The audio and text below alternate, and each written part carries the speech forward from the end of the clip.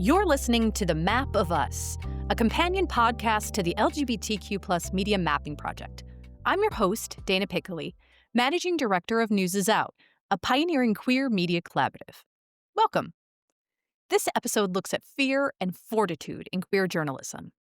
The Mapping Project documented how many LGBTQ reporters and publishers are working under real threat, from harassment and doxing to hesitant sources, cyberattacks, and political pressure on their coverage. Some outlets have even scrubbed staff information from their sites to protect their teams. These stories came up in our focus groups and surveys, showing how the climate is reshaping daily newsroom decisions. To talk about what this looks like in practice, we're bringing together two voices from the Bay Area Reporter. Reporter Matthew Bajko and news editor Cynthia Baird shared a one-on-one conversation about the pressures they've navigated, the professional safeguards they rely on, and keeping sources and reporters safe during troubling times. Hi, my name is Matthew Bajko, and I'm an assistant news editor and political reporter for the Bay Area Reporter in San Francisco.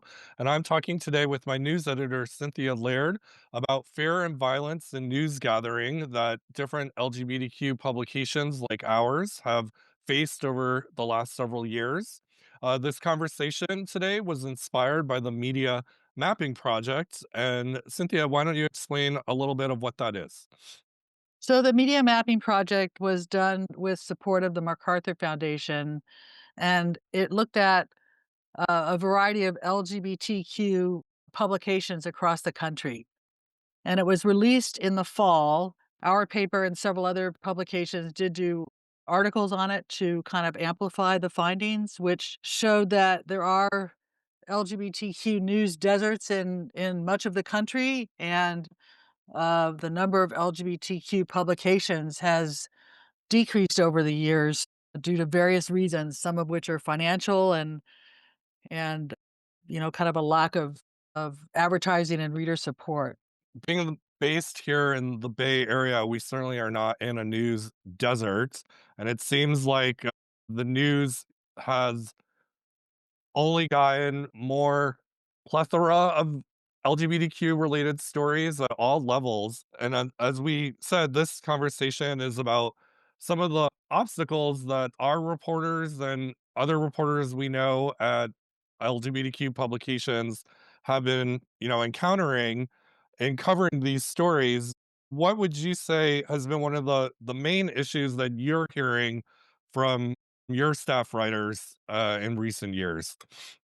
So most of the issues that we receive at the Bay Area Reporter concern people who don't want to be fully identified, that is, using their first and last names in an article.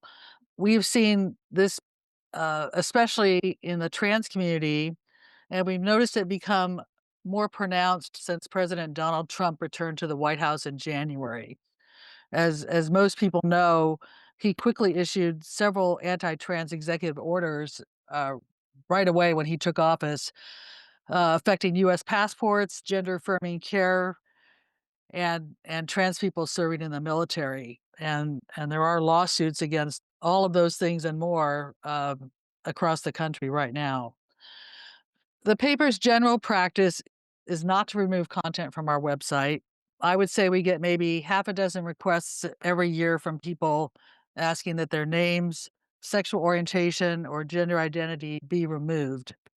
We generally do not do this, but circumstances can change, and we consider each case individually on its merits. If we do make a change like that to an article, we generally put a little updated note at the end of the original article explaining the situation and what we did. I think we have an example relating to my coverage from last year when I had met this queer artist here in the city who also is into saving and rescuing rabbits and bunnies.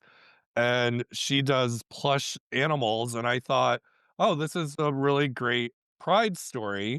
And I also, with my notebook at the end of the year, I've been asking local queer trans artists to do op art as a special kind of way to bring out the year. And we had engaged her to actually do a plush rabbit with LGBTQ themes that we could, highlight in the op art feature for 2024, which she agreed to do.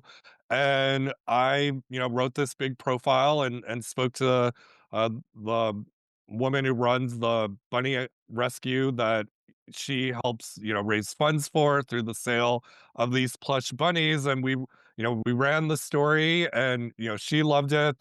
The bunny people loved it. But then we received a email from the mother of her, and can you explain what we ended up doing after hearing from her? In the original story, the woman had mentioned the gender identity of the relative, and Matthew was contacted by the relative to ask that that reference be removed. Even though we did not name the relative, the parent was concerned about identifying information being published, and so, we did kind of remove that reference from the story.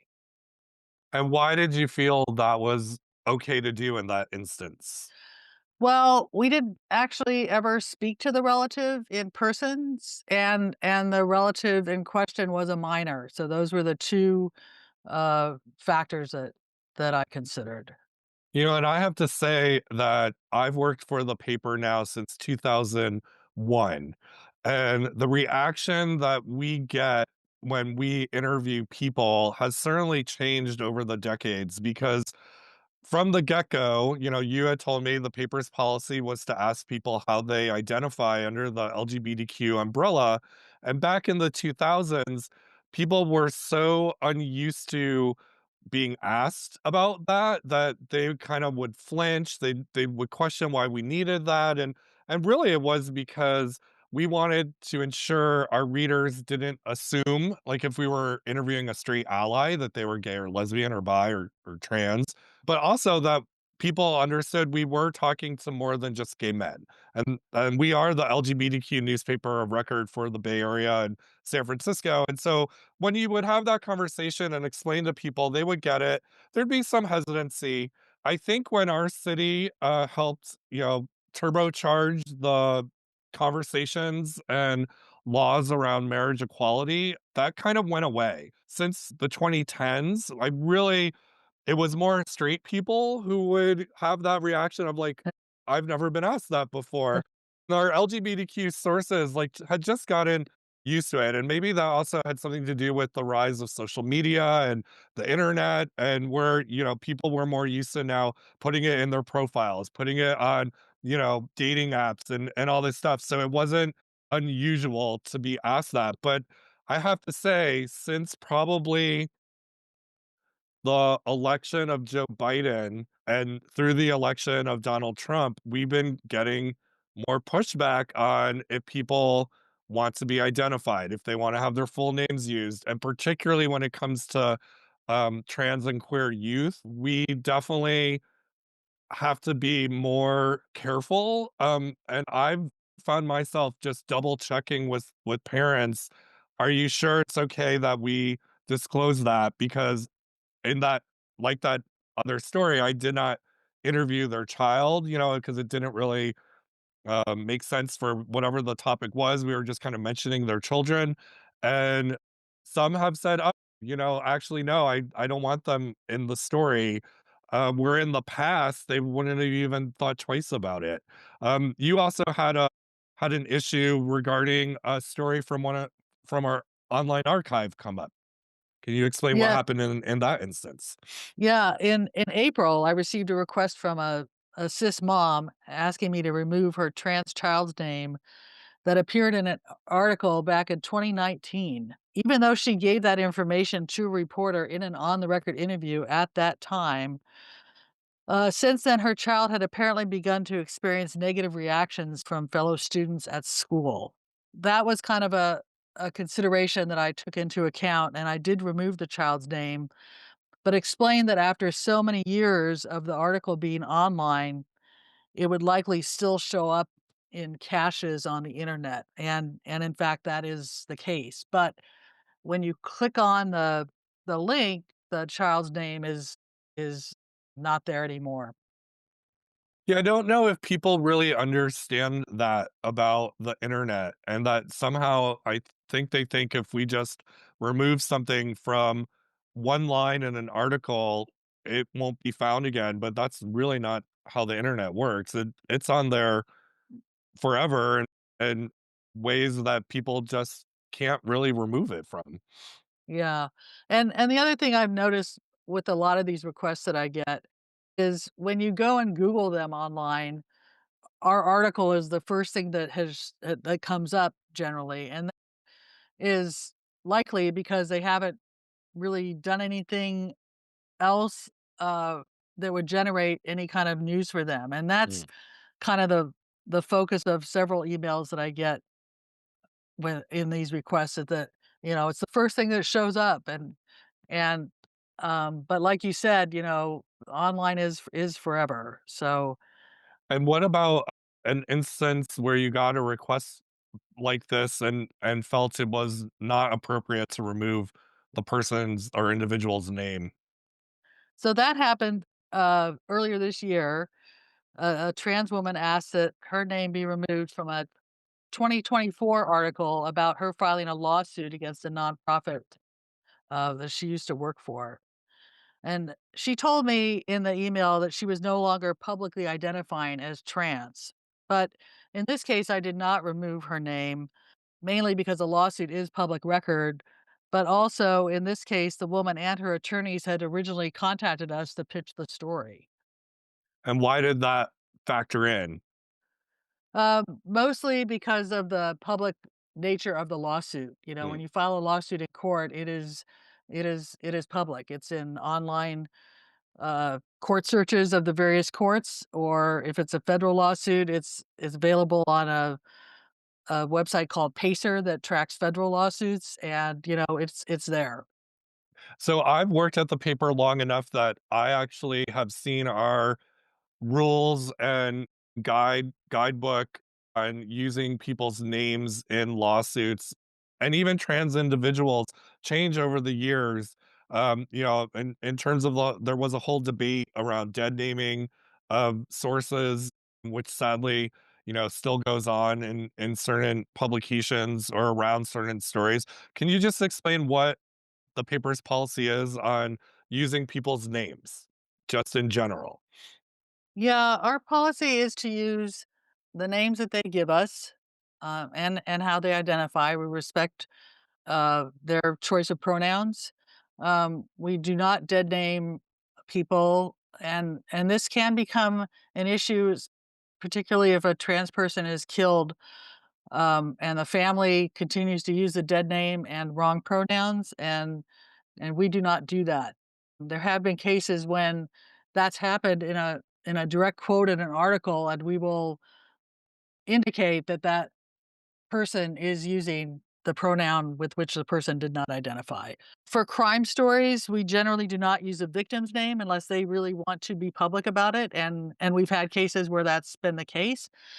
Uh, for other stories and features, like Matthew was talking about earlier, there's been kind of this growing concern about LGBTQ people who don't want to be publicly identified, and so we respect that, um, unless it's kind of a public issue, or a public meeting or something like that. For minors, it's our policy to get permission from a parent or guardian. We What's the age cap there? 16. Okay. And Matthew has done that for stories he's written recently on LGBTQ youth, and we've had both instances where a parent is and the kid are fine with it, and those who are not. Um, I've also had conversations around um, features, or whether it's a more news feature or kind of more of an artsy feature on how we're going to handle gender identity disclosure, especially around youth, because their concepts of how they're identifying are still kind of like being somewhat fluid. And so, I had an instance where I was set to profile a minor and they really wanted to talk and they actually had no problem having their full name used. The parents felt we shouldn't use their last name. And then I pointed out to them, I'm like, well, it's very easy. Once again, it's the internet. Anything can be found if you look hard enough or stumble upon it. But in this instance, the youth's full name was on a website that was linked to the stories. So I'm like, it kind of, people will, if they go on to that page, they will see your full name. And so then they thought more about it, and um, they were okay with us using the full name, but they wanted us to be very careful on how we talked about, their gender identity and sexual orientation because they still were questioning that themselves. And so that's kind of how I said, well, we can say that you're questioning it, or, we don't I always tell people, and this has also been the longtime policy of the paper, we don't out people, and unless in very, very rare circumstances where we decide it makes sense for what the story. But, for the most part, I leave it up to the people to come out and however they want, and it also is like, what terms we allow people to use is very wide. We're not very restrictive on that. So but I've definitely had more of those conversations in the last 2 years, tying back to people's concern that once the story goes live on our website, that they could be doxxed, or they could be harassed, or they can, be attacked in the in comments on, people sharing the story. We don't really have comments on our website, but it could, get picked up by another news outlet that posts the story, and they might have the ability for people to make comments there. So it's been another consideration in trying to get people to talk about important issues in a time when they're already being silenced and their voices are more important to be heard than ever. And it's another hurdle that you face in making sure that we are telling people's stories Mm, accurately and mhm. fairly, right? Yeah. And so in terms of, threats to our own staff or website, what have we experienced, or what have you heard other maybe LGBTQ newspapers have to deal with over the last 2 years or so? Well, we have been very fortunate in that, we have not had any personal or phone threats made to staff. In terms of website threats, I know, some LGBTQ publications did experience something like that earlier this year. It was kind of a phishing scam, and some LGBTQ nonprofits also experienced that. We have had some denial of service attacks on our website, but we don't really know who was behind them, and that is And when that happens, what's the impact? well, our website will go down or become very slow. Our IT team generally kinda keeps track of our traffic on our servers and will alert our publisher and our in-house IT person if there's unusual traffic happening. We also get a report. We use Malwarebytes for our internet or website security, and we get a report every month that lets us know if there's been any unusual incoming traffic. Uh, our publisher provided the report for November, and we had 0 threat detections for that month. Um, Over the years, the paper has received harassing phone calls, but this is generally like very, very long time ago. Our publisher related a story that about the time some guy would call and stay on the line for a long time trying to fill up the paper's voicemail box. But like I said, that was decades ago, and we haven't really experienced anything like that recently. Well, and I guess to wrap up our conversation today, what is your, as the news editor for the paper, what is your biggest concern as you look into 2026 on the safety of your staff, and particularly we use a lot of freelancers who go out, into the community to cover stories on their own. Any issues that you talk to them about? Most of our freelancers have been with us for a long time, and so I know them pretty well, and I'm sure that they would let me know right away if they experienced any kind of harassment or threat, and I would never send a reporter or a photographer into a situation that could be dangerous. I guess looking forward to 2026, and mostly because of the federal efforts that the Trump administration is pursuing, as is Republican members of Congress. I'm concerned that more and more people won't want to talk to us on the record and share their stories. And like Matthew was saying, these are important issues that we cover. I mean, just this week, another healthcare provider in the Bay Area paused gender affirming care, and I had a freelancer go to a rally on that on Monday. Certainly respect people's need to feel safe and not undergo, online attacks or doxing and things like that. But that is probably a big concern of mine going forward, that we'll just see more of people uh, not really wanting to talk to us uh, fully identified about issues that they're experiencing or that their families are affected by, or things like that.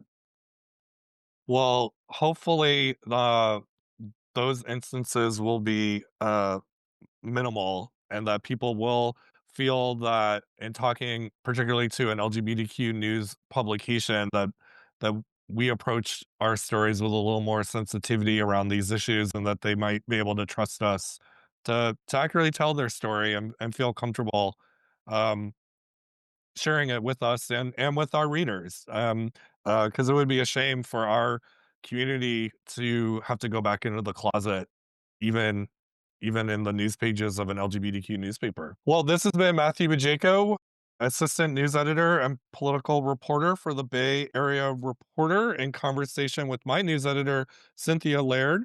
And this conversation was inspired by the Media Mapping Project. Before we wrap, we want to thank our partners supporting this work. The LGBTQ Media Mapping Project is funded by the John D. and Catherine T. MacArthur Foundation, with support from the Craig Newmark Graduate School of Journalism at City University of New York, Local Media Association, and News is Out. To learn more about the Media Mapping Project, visit newsisout.com. Special thanks to Ken Schneck of the Buckeye Flame for the use of his podcast platform, and to Matthew Bajko and Cynthia Laird of Bay Area Reporter for their thoughtful conversation today. And thank you for listening. Your attention makes space for the journalists doing this work every day. We'll see you on the next episode of The Map of Us.